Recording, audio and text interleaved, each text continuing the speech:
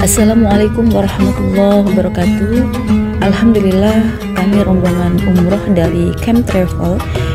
Insya Allah hari ini akan bertolabul ilmi ke kota Al-Ula, di mana kota Al-Ula ini tempat wisata unggulan yang informasi dari Mutawifnya bahwa wisata unggulan yang dibuka itu pada tahun 2019, dan kota ini menjadi terkenal itu akibat salah satu situs pemakamannya, yaitu Madain Saleh. Nah, di mana Madain Saleh itu merupakan kota yang dibuat oleh Nabatain, kaum pra-Islam Arab yang juga membuat situs Petra di Jordan. Nah, seperti apa sejarah dari Madain Saleh di distrik Al-Ula ini, mari kita ikutin, dan insya Allah nanti ada transkrip dari Mutawif kita, dari Ustaz Fala.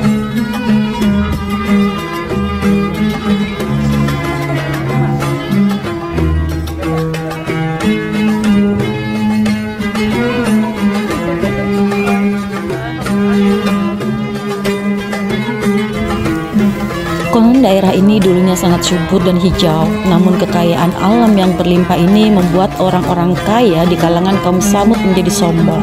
Mereka menjadi kejam dengan menyiksa dan membunuh orang-orang miskin. Nah, ketika Nabi Muhammad SAW melewati tempat ini, saat hendak berperang Tabuk, beliau secara khusus menunjukkannya kepada para sahabat. Beliau memerintahkan mereka untuk minum air hanya dari satu sumur yang digunakan oleh unta Hazrat Saleh alaihissalam, dan melarang mereka makan serta minum apapun dari area tersebut dan melewatinya dengan cepat.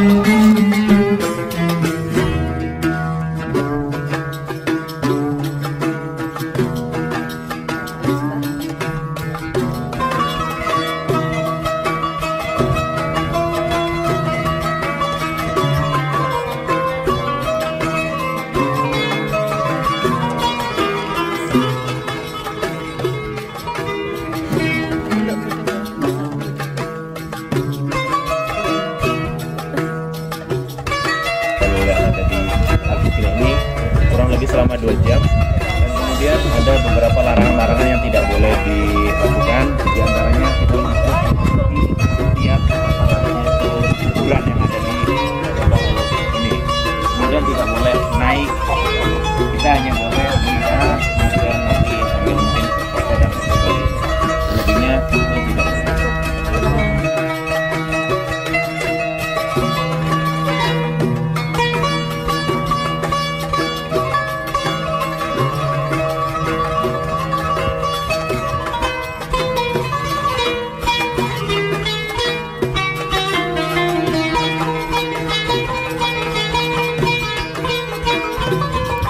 Baiklah, selanjutnya kita akan dibawa oleh guide tournya menuju ke Al-Diwan, di mana kota Al-Hajar termasuk sebuah kuil yang disebut Al-Diwan ini berasal dari era negara Nabatain.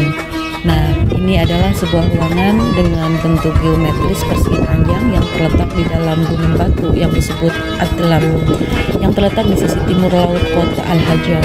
Kota dan ruangan ini digunakan oleh orang Nabatain untuk melakukan ritual keagamaan mereka. Nah, diwan ini terdiri dari fasad berbatu yang diselingi oleh beberapa bukaan kecil yang mempercantik bagian luar candi, dan pintu masuk yang berdampingan di utara dan selatan oleh 2 tiang batu tanpa jendela dan bukaan yang membawa cahaya dan ventilasi.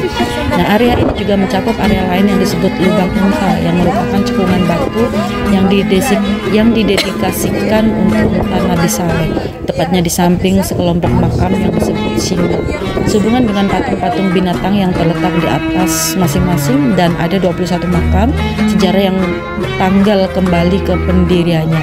Untuk era negara Lihanian ada tangga berbatu di luar yang mengarah ke sana, dan satu lagi dalam yang digunakan untuk bergerak di antara itu.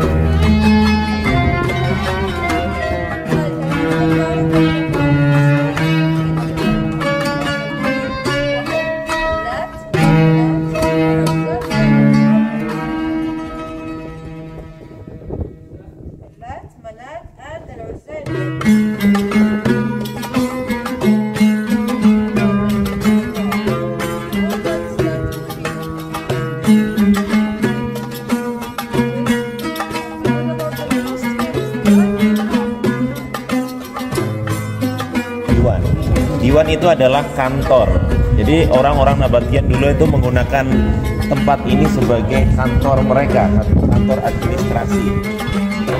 Hubungan antara orang Mesir, kemudian dari Mesopotamia, kemudian dari Yaman itu dari antar ujung selatan itu di Yaman, Mesir, kemudian dari Syria itu mereka tinggal pilih mau yang mana. Terus di sini ada tempat yang mana itu kosong. Barangkali di sini dari 7 Tuhan ini belum ada, maka dia ngambil sendiri, dia membawa sendiri Tuhannya, ditaruh di sini, bawa dari rumah. Alatan, Manat, dan Musa. Ini yang kemudian dibawa orang-orang Quraisy di sekitaran Ka'bah. Jadi orang Quraisy itu dulu mendapatkan pangsitnya tuh dari sini, dari orang-orang Nabatian. Bawalah ke sekitaran Mekah.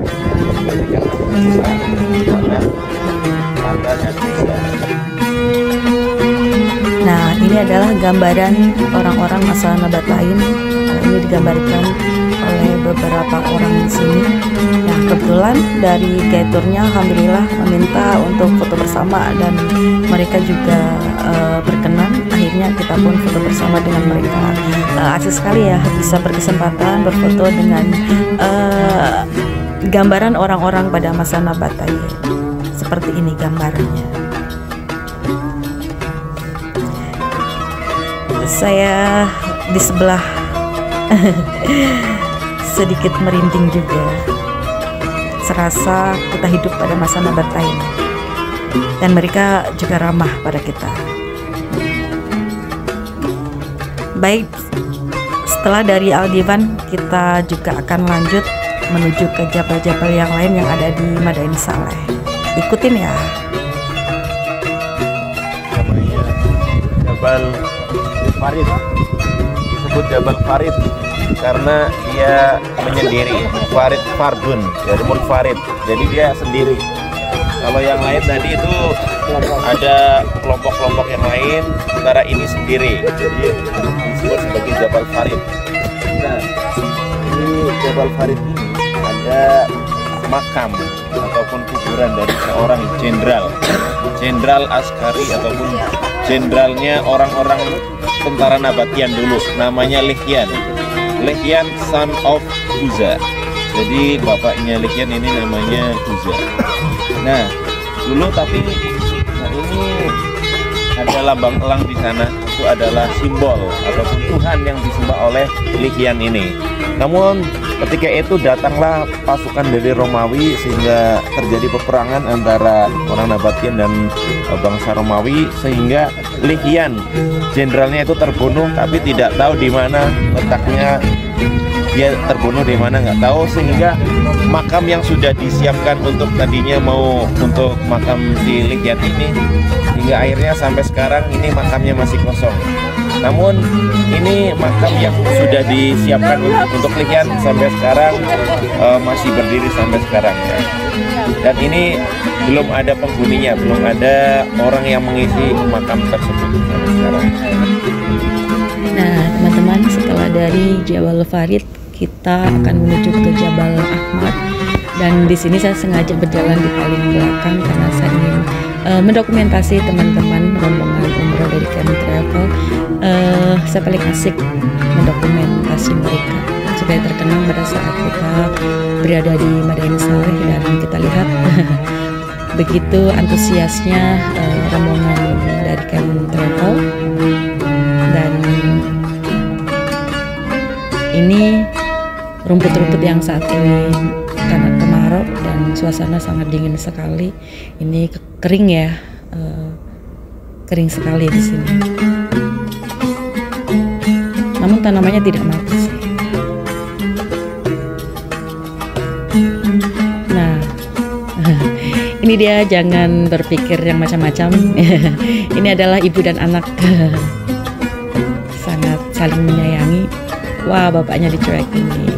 Wih, ada sembuhan. Nah, ini teman-teman yang kelelahan berjalan akhirnya naik apa ini?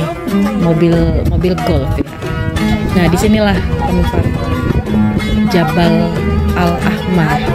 Mengapa dikatakan Jabal Al-Ahmar? Nanti kita dengarkan penjelasan yang ditranslate oleh mutalif kita Ustaz Fala, karena leturnya itu menggunakan bahasa Arab dan bahasa Inggris dan kita tidak tahu guys, sehingga alhamdulillah dari mutalif kita mentranslate keterangan informasi dari leturnya. Dan di sini perhatikan di sini ya, ada keajaiban. Lihat pada batu yang akan kita lihat yang ditunjukkan oleh Getur.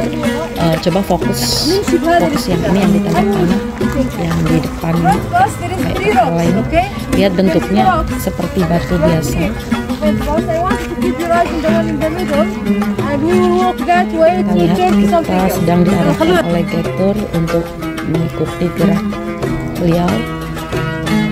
Waktu itu kita nggak begitu paham maksudnya apa. Ternyata maksudnya ini adalah ada perubahan. Nah ternyata nih yang tadi bentuknya seperti itu sekarang dilihat dari sisi sebelah mana, dari arah belakang itu menyerupai wajah. Keren nggak sih? Keren ya. Nah saking penasarannya kok bisa gitu.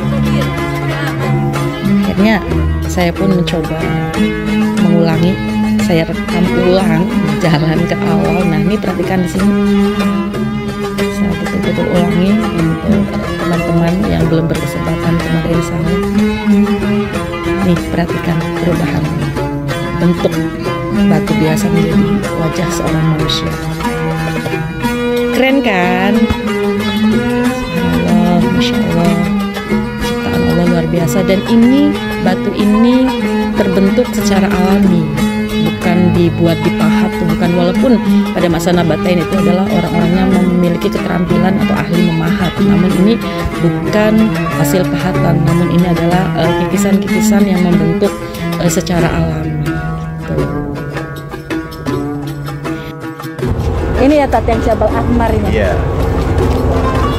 Nah ini ada apa namanya? Jadi ada wanita yang kemudian dari kalangan keluarga kaya, terus dia ingin membeli tempat ini untuk dijadikan makam. Akhirnya dia melihat ini lebih merah daripada yang lain. Nah, terus ini kalau sebelumnya ini kan belum ini longsor ya, belum longsor. Jadi dulu masih ada di situ tuh kan ada yang kelihatan itu nampak kecil itu. Nah itu kalau kita lihat ke dalam itu katanya itu tersimpan ada sekitar 80 jenazah yang dikuburkan bersamaan di situ. Itu satu keluarga. Satu keluarga. Kalau yang tadi Jabal apa? Yang tadi itu 3 dimensi tadi. Oh ini tidak tahu namanya Jabal apa, tapi kalau kita lihat dari sana itu dia menyerupai wajah manusia.